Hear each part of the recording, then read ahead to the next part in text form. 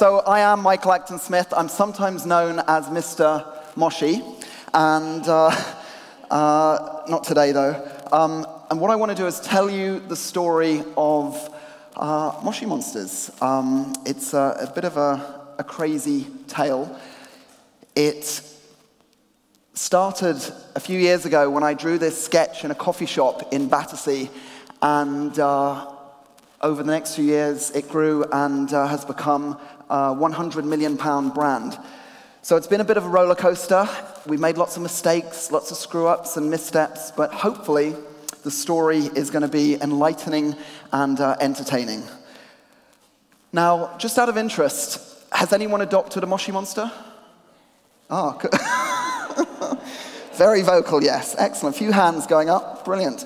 Well, it is for 7 to 11-year-olds, so so don't worry, you're all very welcome. We accept everyone on Moshi, and I'm going to talk a little bit more about it in a moment. But the story starts when I was at university, and I was captivated by these gadgets and toys and games and fun stuff like that.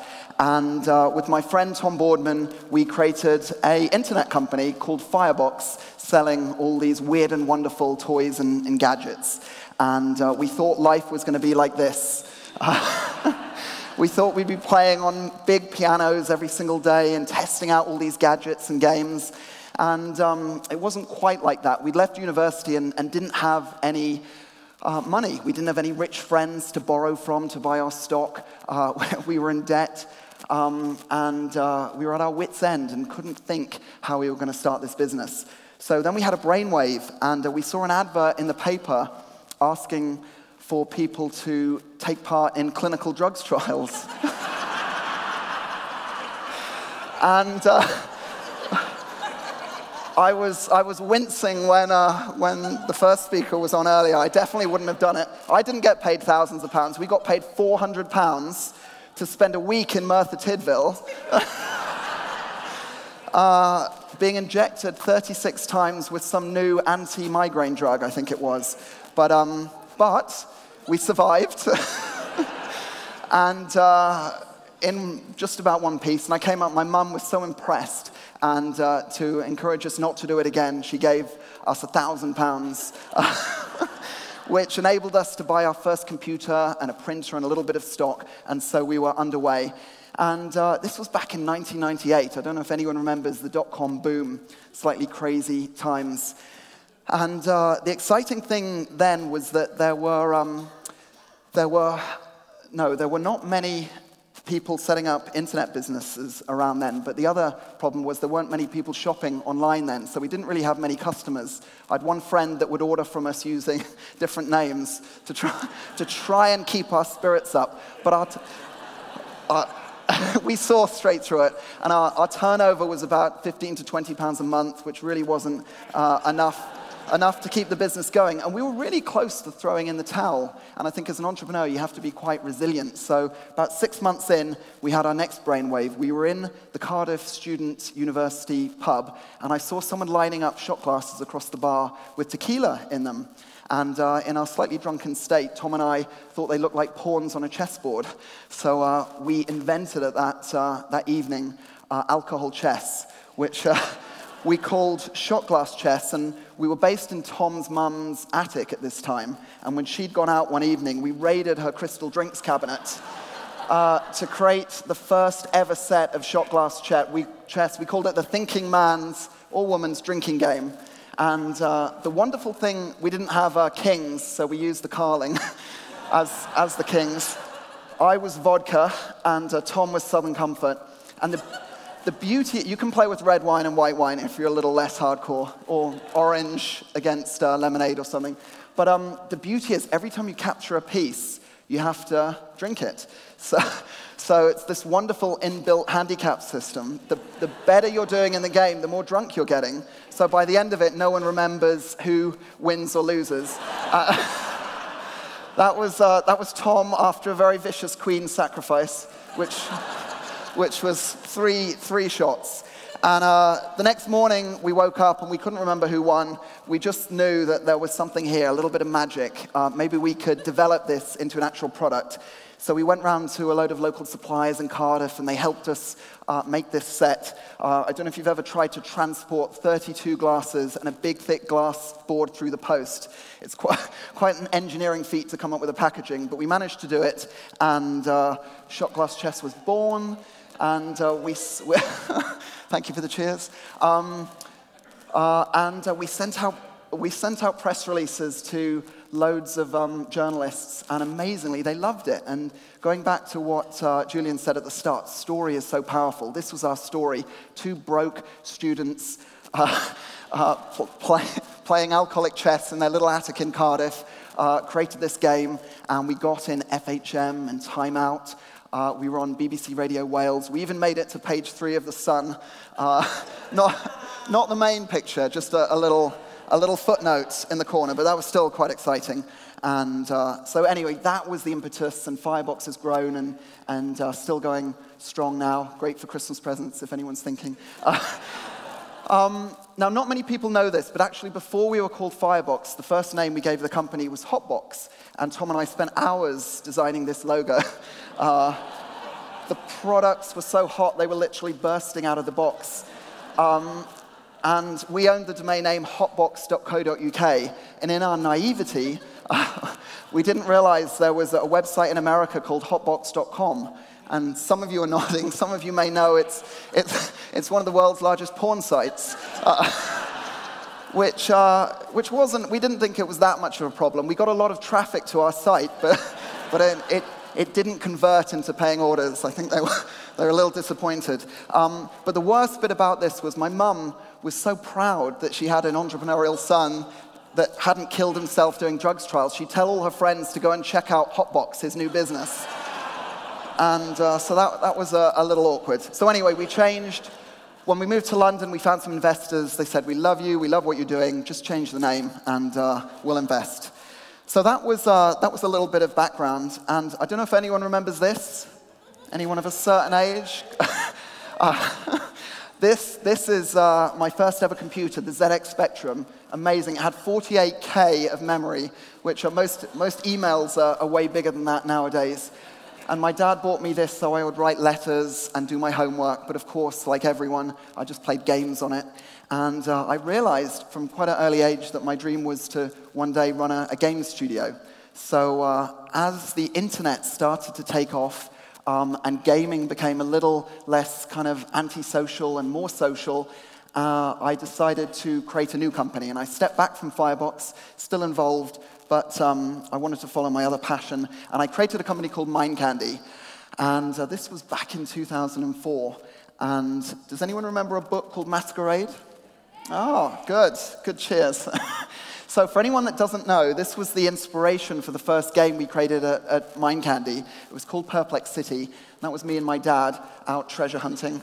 The idea was this guy wrote this book and he buried this golden hair somewhere in the countryside and released clues in the book, in the illustrations in the story where it was hidden. And the whole country went mad trying to find this. This was pre-internet.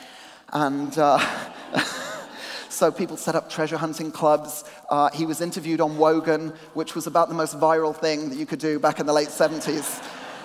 And I was transfixed as a little kid. I just thought this was amazing. So the idea bubbled away in my head for years. And so this first new game I wanted to create was Perplexity. And we buried a treasure somewhere in the English countryside. There was a £100,000 reward. And we gave out puzzle cards. We had music albums. If you listened to some of the tracks backwards and decoded the beats, you'd discover clues. There were dozens of websites. We had actors and live events. We even hired helicopters. And I'd raised about £6 million from some big investors to do this. And we burnt through the money pretty quickly. Creatively, I think it's one of the most extraordinary things I've been involved with. Commercially, it was an utter disaster. because there just wasn't enough people that were willing to play. It was just too complex. And again, I learned a really valuable lesson there to build stuff not that I necessarily wanted, but that the audience actually did. So with a very heavy heart, we had to put that game on hold. And we had a little bit of money left in the bank, a little less than £1 million, so quite a lot of money, actually. But not a lot when you've just burned through 5 million, and your investors are wondering what on earth is going on. And I said, I've got another idea. We should have one final roll of the dice to see if we could make something work.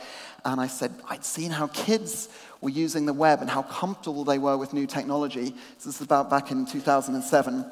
And so this was where the first sketch came from for Moshi Monsters. Originally, I was going to call it Puzzle Monsters, which teachers and parents loved, kids weren't so keen on.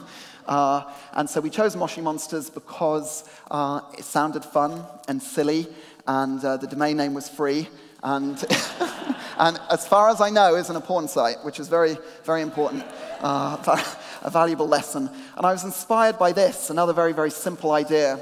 This guy created the pet rock back in the 70s. Very, very simple idea. He became a multi-millionaire. Came with some straw and a little instruction manual and your own carry case. And I realized that kids and everyone, particularly kids, love nurturing. They love looking after things. Look at the success of everything from dolls to Tamagotchi to Furby. And I thought maybe my little sketch of a monster could come alive and live in a virtual world. So that became Moshi Monsters. And we put it live in 2008. And nothing much happened for the first year and a half. We were scratching our head, adding new features, getting very worried. And then we hit an amazing tipping point in the summer of 2009 and started adding about one new sign-up every second. And now we have over 70 million registered users all around the world, which is a bit mind-boggling. So we're holding on for dear life. And for those that haven't signed up, I'm just going to explain very briefly what Moshi is all about. Kids or anyone else can adopt a monster. They fill in the adoption papers, and it lives in a little house. And then the area we're most proud of is something called the Puzzle Palace. And this is where children with their monster do different types of puzzles. They learn about maths and English and spelling and flags of the world. And the better they do, the more of the in-game currency they earn. And they are playing games, but they're learning. And we call this stealth education. And we think it's really, really important. And parents like it as well. And I think if you make anything fun, you can change behaviors and potentially change the world. Look at Zumba and a lot of other stuff that adds a fun layer on anything. There's other stuff to do in the world. They can take their currency and go shopping to the grocery store or IKEA to buy their furniture. Or they can go to Harrods to buy more plush stuff. If they've got more rocks, they can go to the underground disco. They can design and bling out their room and personalize their monster. They've got a garden where they can plant seeds. They can tell each other stories and upload their artwork. There's a huge amount of creativity going on in the world. These are little moshlings, and as bizarre as it sounds, kids love virtual pets, but they love virtual pets for their virtual pet even more. And these are little pets for the main Moshi Monsters, and they are very, very sought after, from the cute to the scary, and they've all got their own little backstories, and all very fun. This is what a room looks like, so kids can show off the music they like, the games that they like. They can drop by and send each other virtual gifts, and these are some of the social features. And when there was that big tipping point in the graph, adding safe social features was one of the reasons why the site really took off. Children, just like grown-ups, love to be social. They love to share and show off and communicate with their friends. And so we brought on board moderators and software to ensure that they could communicate. They can't chat privately, but they have a pin board where they can leave messages. There's a news feed. Bottom left is their friends tree, and the ones in purple are their BFFs, their best friends forever, which change pretty much daily. Anyone remembers being a kid. And then we've got the daily growl, all the ooze that's fit to print with competitions and updates of stuff going on in the world. And this is the world. Again, a lot of scope for storytelling and adventure and quests. We introduced I won't say evil, but naughty character recently called Dr. Strangeglove. And he and his is, I won't go into the story too much because I know we're running on time, but he glumps moshlings and turns them into these little glump characters and gets up to all sorts of mischief and mayhem. And kids can become super moshis with their cape and mask and defeat his ill deeds. But there are hundreds of other characters in the world, everything from Simon Growl to Egon Grone, Tyra Fangs. We like our puns, very creative team at Mind Candy, several of them here tonight, by the way. And music is something we love, so we introduced some musical characters. 49 Pence, Broccoli Spears. Lady Gugu in the middle was one of my favorites. She was an amazing character. We were about to release her first music single when we got a high court injunction from Lady Gaga. Thank you for the booze. And our lawyers have been having friendly conversations about that. So, as you can see, there's an awful lot going on in this online world. Kids love it. It's an incredible creative playground for them. But back in the early days, this was another of my napkin sketches. And I always wanted Moshi to be more than just an online world. I wanted that to be the heart. And then around it would be all these other ways that kids could connect and enjoy the characters, new windows into the experience. So we did a book deal with Penguin, and then we launched toys and video games. And it's been absolutely crazy. We have the #1 best-selling kids magazine in the country, about 230,000 copies. Ems, the editor, is here. I think it outsells GQ and Esquire and Tatler and other very, very impressive, respectable magazines. We've sold over 40 million little collectible moshlings, 1 million books, 170 million trading cards. It's been a bit bewildering. And we don't want to over-commercialize it, so we're trying to do it in a delicate... I promise. My shareholders need some respite from the pains I've put them through. But we could sign, honestly, 4 or 5 times as many deals as we do, and we try and keep it reasonable. And again, every new product that we release, we want to make sure it tells story or introduces new characters and isn't us just slapping a logo on stuff. So these are some of the new things we've been doing. We did a pop-up shop. We didn't like the pop-up shop very much. That was a bit weird, so we created a Moshi bus, which we drive around the country. We want to do a tour, sort of Kiss meets Sesame Street for kids. Still trying to figure out how that would work. And who knows, like Disney, one day we might make our own theme parks. So still early days, but we like to dream big. And this is our overall vision at Mind Candy, to create the greatest entertainment company in the world for this new digital generation. And Moshi is just the start. We've got a whole host of new brands bubbling away in our office, and we're hiring like crazy. So if anyone is intrigued, visit mindcandy.com. So just to wrap up then, one final slide. This is my niece, and she loves her iPad. She's only 3. She loves watching YouTube videos with her mum. She thinks my laptop is broken when it doesn't swipe, and she thinks anything is broken that doesn't swipe, from TVs to microwaves to picture frames. And who can blame her? You know, this is the world this new generation is growing up in.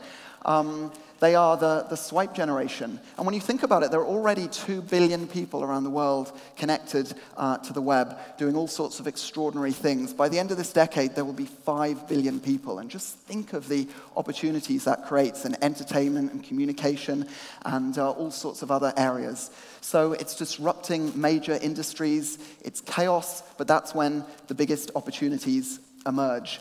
And I'm sure many people, I don't think there's ever been a better time to launch a new business or start an idea. And I'm sure there are many people in this room that are sitting on their own amazing idea. Perhaps it's still in the napkin sketch stage. And what I'd urge you to do is roll up your sleeves and go for it. And I wish you all the best of luck. So thank you very much. Cheers.